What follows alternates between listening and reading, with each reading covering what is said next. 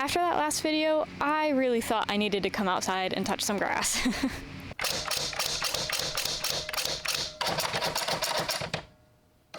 Hey everyone, it's Ange. Welcome back to my channel, or welcome to my channel if you're new here. So recently I've been getting recommended tons of videos like why everyone stopped reading, or no one can read anymore, or is TikTok ruining reading? And yeah, as someone who spent the last 4 years working with high school kids, most of them really don't read anymore and aren't really getting assigned to read books like I was back in school, but that's a different topic for another day. Some of these videos attribute this decline in literacy to just the kids, but it's not just them.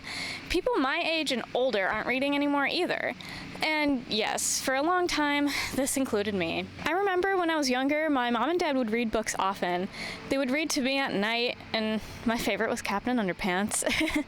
And we would go to the local library every week to pick out new books. My mom was the one who introduced me to Stephen King and my love of horror in general. And while they still read very sparsely, most of the time my mom is just on her phone scrolling TikTok and my dad is on his iPad watching YouTube. You know, I can judge other people all I like, but up until a few years ago, I was the exact same way. From probably my junior year of high school until the year after I graduated college, I think I only read one, maybe two books if I'm being generous. Up until then, I was such an avid reader, but there was a catch. I was always classified as an advanced reader in school, and I started reading Stephen King books when I was in 6th grade. The first one I read was Christine, which was suggested by my mom, and oh boy, I probably should not have been reading that when I was 11 years old. But my point being that it felt like everyone is expecting me to read adult books just because I could, and I missed out on reading a lot of YA series that my peers were reading, like Harry Potter and Percy Jackson. Why read books that were below my level when I could be reading more difficult books to challenge myself and to prove to everyone around me how smart I was? There was this one series of books I started when I was in elementary school, and new books in the series were still coming out by the time I had got to high school. I was still reading it at home, and even though I loved it so much, and the first books in the series are still some of my favorite books I've ever read,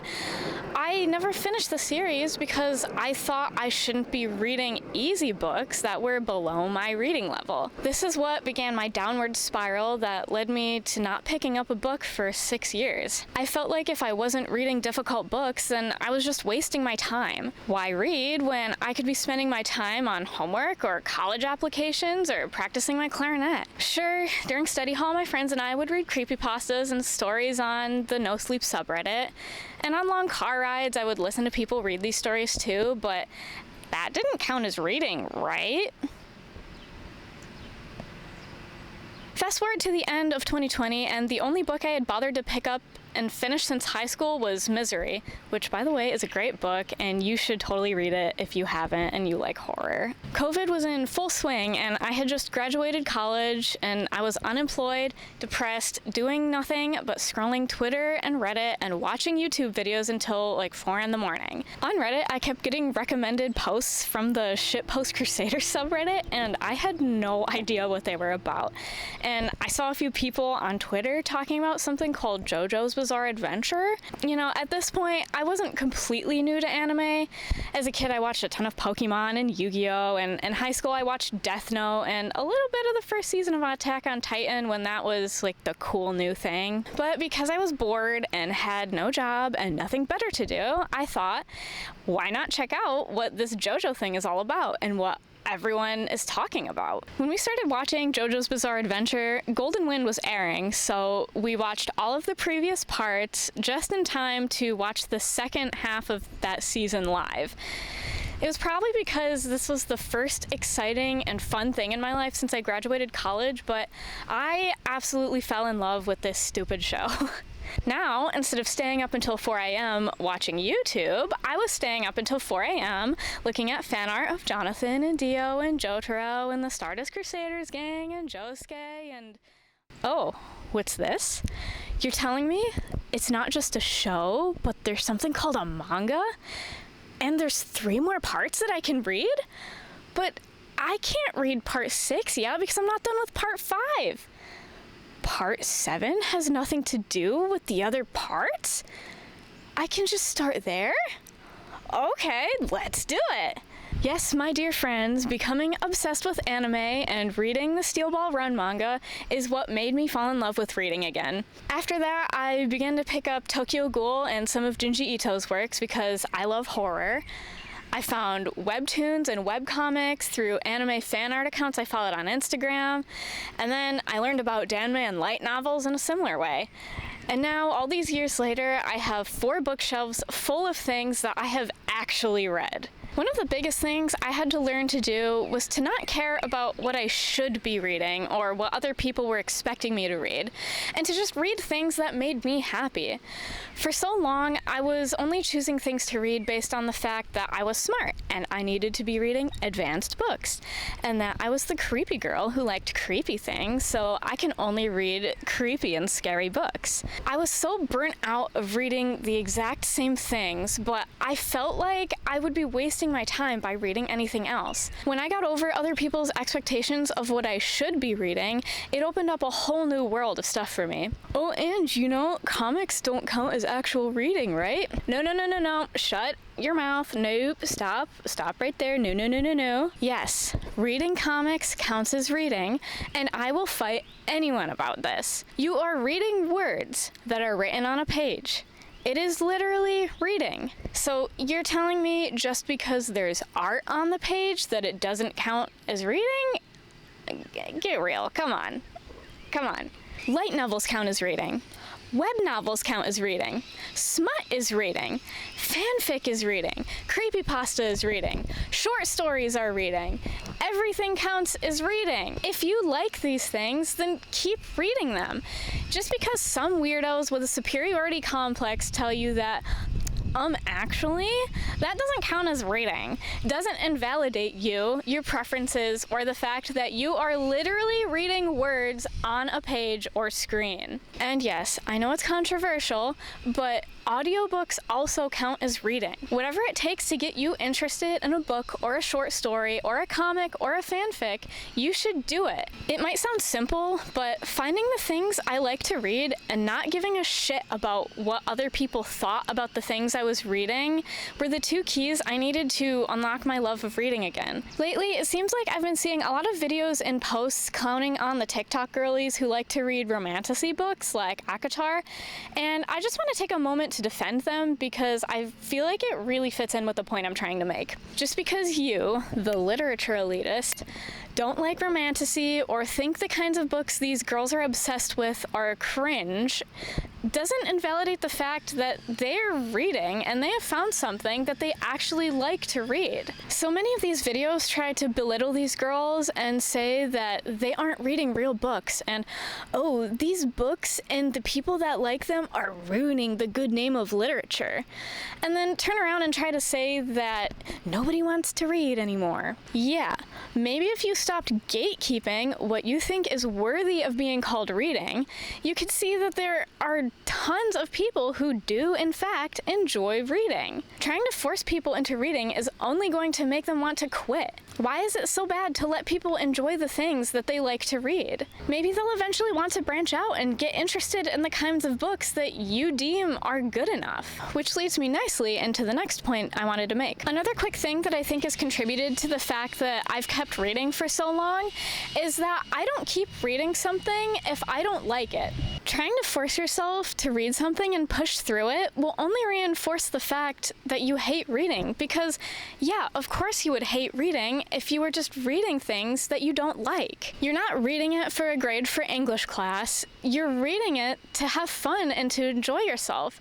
So why keep going if you're not liking it? Without some trial and error, you won't figure out what you like, and maybe eventually you'll go back to those books you put down and find that you actually like them now. I know I've done that a few times, especially in the beginning. Sometimes you just need to build up your reading stamina before you dive headfirst into the longer things. So why exactly is reading so important to me? When I was little, reading was just something my friends and I did. We would borrow each other's books so we could talk about the stories we liked, read on the bus on long field trips, and even enjoy the books we read during English class, which is crazy, right? It opened up whole new worlds and ideas and gave us another thing to connect to each other with. Reading was part of my personality, part of who I was as a kid. Middle school came around and we were still reading, but slowly, I began to transition to reading creepypastas instead of whole books. It was still something that I shared with my friends and cousins, but I could tell we were all starting to get busier and put reading on the back burner. In high school, I only read a few books for fun because I was so burnt out from the expectation that I read high-level books, not enjoying the books we were reading in English class, and from all of the other work from the classes I was taking. Instead of reading, my friends and I were watching YouTube and taking BuzzFeed quizzes and doing the school musical and marching band. We didn't have time to read anymore. College was more of the same, except replace musicals and marching band with clarinet lessons and playing Webkins on the computer lab. It's interesting to look back on those years and realize just how much I was missing by avoiding reading for so long. At that time, I went through a lot of struggles.